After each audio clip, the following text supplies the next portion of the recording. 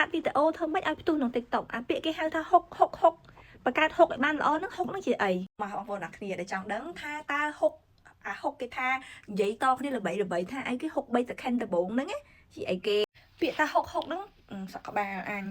ពាក្យថាហុកហ្នឹងគឺជាទំពួកបងប្អូនអ្នកគ្នាអ្វីដែលជាខ្លឹមសារចម្បងដែលយើងចង់និយាយឲ្យគេដឹងហើយវាមានអត្ថន័យខ្លាំងណា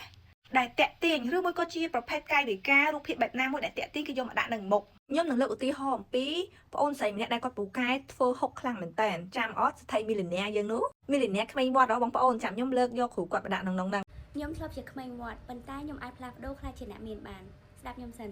ពីក្មេងវត្តខ្លះទៅជាស្ថិមីលីនែមកអ្នកទាំងអស់គ្នាចាំតិចខ្ញុំសំដែងក៏ធ្វើអសន្នដូចគាត់ទៀតណាអញ្ចឹងមានន័យថាគាត់នឹងគឺប្រកែក្នុងការធ្វើហុកធ្វើទំពួកដើម្បីឲ្យបងប្អូនទាំងគ្នាចាប់អារម្មណ៍ស្អីគេខ្លាចជាស្ថិស្អីគេក្មេងវត្តអ្នកក្រមានក្មេងវត្តមានអ្នកក្រ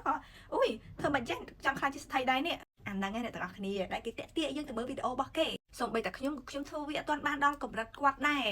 តែយើងត្រូវរៀនសូត្រពីគេនៅចំណុចល្អៗដែលគេធ្វើអញ្ចឹងវាខាត់ទាំងអស់គ្នាអ្នកទាំងអស់គ្នាស្គាល់ទេណាតែពាក្យតាហុកនឹងអីគេគឺពាក្យដែលតាក់ទាញអ្វីមួយយ៉ាងដែលតាក់ចិត្តគេចង់មើលវីដេអូនឹងជាបន្តពីព្រោះថាកម្រិតនៃការអូស TikTok របស់អ្នកទាំងអស់គ្នាជាអូសចត្រាបើសិនជាអ្នកទាំងអស់គ្នាអាដំបងនឹងអត់យកចំណុចសំខាន់យកមកដាក់ទេគេអូសទៅផុតហើយតន់នៅបងប្អូនអ្នកគ្នាហើយបើយល់ថាវីដេអូនេះវាល្អដែរបងប្អូនជួយ save copy link ហើយ share វីដេអូហើយ follow page ខ្ញុំអត់ page TikTok ខ្ញុំផងកុំលេងខូចគេមើលហើយអត់ follow គេប្រយ័ត្នណា